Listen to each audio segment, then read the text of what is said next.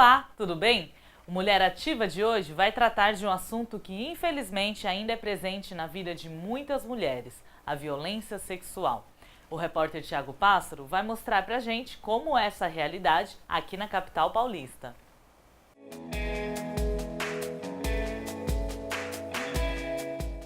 A cidade de São Paulo registra, em média, uma ocorrência de abuso sexual por hora. Só em 2015, último ano com dados disponibilizados pela Secretaria Municipal da Saúde, foram registrados 8.427 casos e 33 mortes. Desse total, exatamente metade são mulheres. Cerca de 25% das vítimas são jovens entre 15 e 24 anos. A maioria sofreu abuso uma vez, mas há registros de pessoas que foram abusadas sexualmente mais de 10 vezes. E o pior é que 52% dos agressores são conhecidos das vítimas. Aproximadamente 40% são familiares. Olha, violência sexual é todo ato de cunho sexual contra a vontade da vítima, em que haja ameaça ou violência. Os distritos com mais ocorrências são aqueles localizados nas periferias da cidade. No topo aparece Itaim Paulista, no extremo leste, com 482 casos. Logo depois em Grajaú e Parelheiros, ambos na zona sul. Por outro lado, os bairros com menos ocorrências estão mais próximos ao centro expandido. Vila Mariana, Vila Leopoldina, Perdizes, Campo Grande, Campo Belo, Cambuci e Alto de Pinheiros registraram só um caso. A casa é o local onde mais acontecem os abusos sexuais. As vias públicas ficam em segundo lugar, com mais de 1.000 ocorrências. E quanto mais o relógio avança, quanto mais tarde fica, mais registros. O período entre 7 horas da noite e meia-noite e 59 é o de pico de casos, com 839 ocorrências. Para a mulher que sofreu violência sexual, o registro do boletim de ocorrência não é obrigatório. No entanto, é recomendado que a vítima procure uma delegacia e denuncie o agressor, para que a justiça faça a sua parte. O que é importante? A gente fazer o registro, conversar com essa mulher para ver se ela tem condições de fazer um reconhecimento, colher toda a prova material.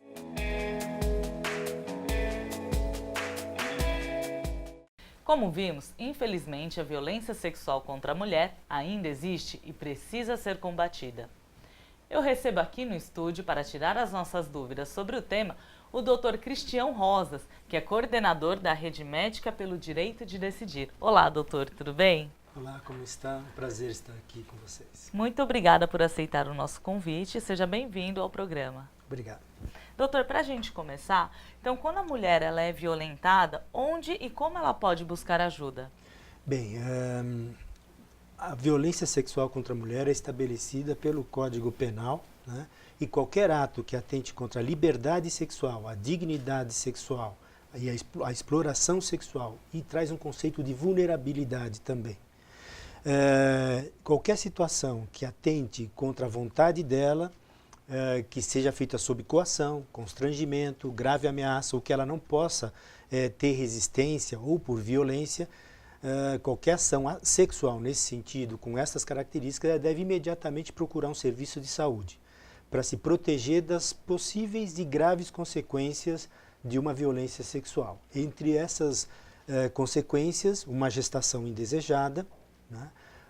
Doenças sexualmente transmissíveis, entre elas o HIV, a AIDS, além da própria consequência para a esfera da emoção, do psiquismo da mulher. Ela precisa fazer um acompanhamento, ser bem recebido, um acolhimento. Então, o novo paradigma não é procurar primeiro a delegacia, é procurar primeiro o serviço de saúde para se proteger das possíveis consequências dessa violência. Entendi. Mas, por exemplo, quando ela deseja fazer a denúncia, Muitas vezes as pessoas falam que ela precisa ir à delegacia primeiro para recolher perícia. Não, ela pode ir diretamente a uma unidade de saúde para ser acolhida. Sim, essa é a orientação da Organização Mundial da Saúde, do Ministério da Saúde, e a Secretaria Municipal da Saúde segue essa orientação nos seus protocolos. Prioritariamente, o atendimento da violência é um atendimento de saúde. Claro que um crime hediondo foi cometido. Compartilhando junto à equipe de saúde, essa mulher deve ser acolhida, acompanhada, encaminhada a uma delegacia da mulher, caso seja da vontade dela, muitas vezes assustada, com medo das ameaças, conhece o violentador que é da comunidade onde ela mora, que ameaçou a família, né? Ela tem às vezes dificuldade de fazer imediatamente essa denúncia. Então a equipe deve protegê-la contra as consequências e solicitar o seu consentimento, nesta situação, para coletar as possíveis provas forenses que podem ser usadas futuramente numa perícia indireta quando ela for fazer essa denúncia. Mas claro que a orientação é que logo após o atendimento, a sua proteção, ela deve ir na delegacia e fazer essa acusação.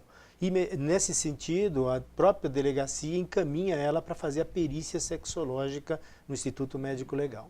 Entendi. E no caso que nem o senhor citou, às vezes o agressor ele é conhecido da mulher, conhecido da família. Se no caso o agressor é o próprio marido, ou que mora com a mulher, né, com a moça, com a vítima, o que acontece? Ela tem uma proteção, ela tem uma fuga, se ela deseja fazer a denúncia? Essa é uma situação dramática na vida de muitas mulheres, né? Que se encontra diante do agressor, às vezes dela ou das suas filhas, que mora dentro da casa. E numa situação de extremo constrangimento, de dependência econômica, sobre ameaça psicológica, né? Ameaça de ser abandonada e de não ter como se manter economicamente, ela se mantém no silêncio, mesmo sofrendo violência física, violência sexual, e inclusive violência contra suas filhas, né? Mas o sistema de proteção social existe, é garantido, existe a Lei Maria da Penha, né? Existem as delegacias da mulher, existem as delegacias da infância e da juventude, existem casas-abrigo que podem proteger esta mulher e esta família do seu agressor. Então é muito importante que a mulher que se encontra em situação de violência não se mantenha nessa situação, porque a violência sempre é engravescente. Começa com uma ameaça verbal, depois vem com uma ameaça física, até que ela morre pela brutalidade do seu agressor, que muitas vezes está dentro de casa. É uma situação triste mesmo. E a gente vê que as meninas, principalmente, as adolescentes, pelo que a gente atende nos ambulatórios aqui na prefeitura, em São Paulo, muitas vezes, a maioria delas são violentadas, abusadas sexualmente pelo seu próprio padrasto, pelo seu próprio pai, ou alguém muito próximo, vizinho da família, no local onde ela deveria ter a maior proteção, é onde ela está mais ameaçada, por conta dessa situação que é um câncer na sociedade, a violência contra a mulher, né? E doutor, no caso o senhor citou, né, muitas vezes é a filha que sofre do padrasto ou do próprio pai. Se a vítima for menor de idade e a mãe não quiser acompanhar, muitos casos acontecem, da mãe não acreditar que o padrasto abusa da própria filha, a menor ela pode encaminhar sozinha em uma unidade de saúde? Não só pode, como deve, né? Existe o Estatuto da Criança e do Adolescente que estabelece que o profissional de saúde, médico ou qualquer outro profissional de saúde, a professora, o diretor da escola, que tenha conhecimento de uma ameaça, de uma situação de violência, de abuso contra uma criança, não precisa nem ter certeza. Na simples suspeita ele é obrigado a fazer essa comunicação para a proteção dessa menor, né? Então, existem os conselhos tutelares que tomam estas providências de proteção, a Promotoria da Infância e Juventude, os juízes da infância e da juventude, no sentido de criar, né, um arcabouço de proteção desta criança, desta adolescente que está sob ameaça e que a própria família não a protege, né? Entendi. No caso, quando a mulher ela chega na unidade de saúde, Quais são os exames, por onde ela passa? Tem o caso do aborto legal, né, doutor? O senhor poderia explicar os procedimentos de como funciona quando a mulher chega na unidade de saúde? Eu acho que essa é uma questão que é muito importante, porque a mulher que sofre um estupro, uma violência sexual, as meninas que às vezes estão em situação de violência crônica, elas se sentem constrangidas, com medo de falar sobre essa questão. E o que é importante saber é que no serviço de saúde ela vai ter o acolhimento, vai ter a receptividade da escuta de um profissional que está na postura de acolhê-la e de protegê-la contra essa ameaça e para que ela não se torne mais enferma do que ela potencialmente pode estar. Então, quanto mais cedo ela procurar um serviço de saúde, é muito importante. Por exemplo, uma contracepção de emergência, a pílula do dia seguinte. Quanto mais precoce ela toma da data da violência sexual, maior a eficácia para que ela não fique grávida dessa violência. Gravidez de um estupro é uma situação dramática para a mulher, principalmente para uma criança, uma adolescente. Então nós temos poucos dias para que essa medida seja tomada. O quanto antes, melhor, mais protegida ela vai estar. Entre 28% a 60% das vítimas de violência sexual adquirem uma doença sexualmente transmissível. Sífilis, gonorreia, né? HIV, o AIDS, hepatite. Então é muito importante ela procurar o serviço de saúde, que existem drogas, medicamentos que são dados em dose única, imediatamente após a violência, até 72 horas da violência, algumas drogas até uma semana depois, que podem protegê-la para ela não adquirir essas DSTs, essas doenças sexualmente transmissíveis. Não é? Além disso, tem a questão da vacina da hepatite, né, que também é importante tomar, porque é uma possibilidade de ser uma consequência de uma violência. Sim. Ela tem que, infelizmente, o violador é um promíscuo. A chance de ter transmitir uma doença sexual é muito grande. Né? Por isso que ela tem que acompanhar, não só imediatamente, mas durante alguns meses, com exames, numa equipe especializada, para detectar se não houve, de fato, a aquisição de uma dessas doenças que são graves. Né? E se no caso, mesmo assim, a vítima ela engravidar do agressor, tem o caso do aborto legal, né, oferecido. Sim. Como que funciona esse programa? Essa é uma situação talvez a mais dramática na vida de uma mulher que sofreu um estupro e que por questão emocional ficou dentro do seu sofrimento solitariamente, não contou para ninguém, com medo, se culpabilizando de estar em determinada situação que a colocou em risco, né? E se viu alguns meses depois, 1 mês, 2 meses depois, 3 meses depois, a menstruação não vem, vai fazer um teste e se viu grávida daquele violador, daquele criminoso.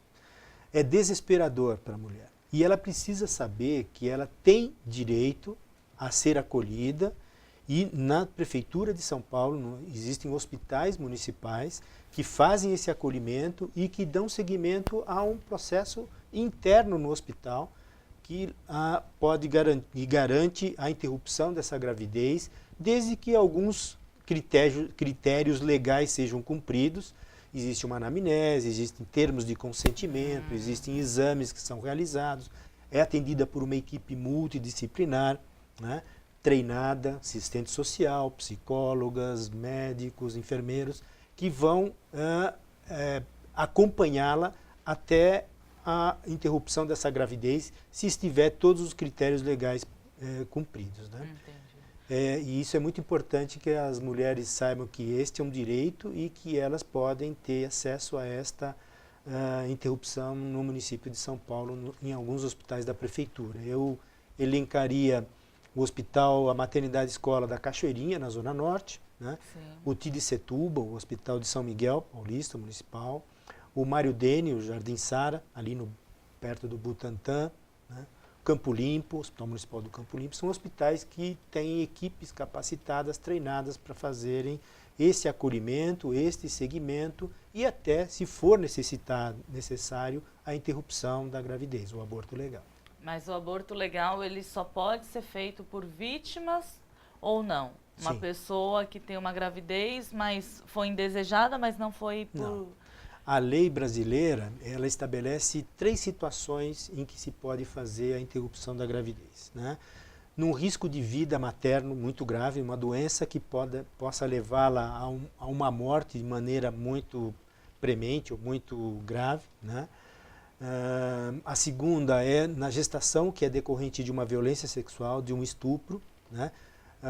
E a terceira na anencefalia, quando o feto tem uma situação clínica que é incompatível com a vida extrauterina, ele não tem o encéfalo e não tem possibilidade de sobrevida. São as 3 condições em que a legislação brasileira permite a interrupção da gravidez. Então, dentro dessas 3 condições que é feito o aborto legal. Fora Sim. isso, não dá. Fora isso, os critérios legais precisam ser cumpridos, né? Embora seja um tema conflituoso na sociedade, o que a gente percebe que a nível mundial esses permissivos legais têm se ampliado de maneira importante, mas é um conflito ainda, essa discussão dentro da sociedade brasileira, principalmente no nosso parlamento, e por enquanto são essas 3 condições em que se permite a interrupção legal da gestação. Tá certo. Lembrando que o telefone para fazer a denúncia é 180. A ligação é gratuita e garante o seu anonimato. Agora, doutor, o senhor tem alguma dica para passar para uma mulher que ela sofreu, que ela é vítima? O senhor tem alguma orientação para essa mulher? Olha, eu acho que a primeira questão que é muito importante é que todo esse sofrimento que ela está passando, esse medo, essa angústia, o medo de ser ridicularizada, de ser discriminada, de não ser acreditada, né?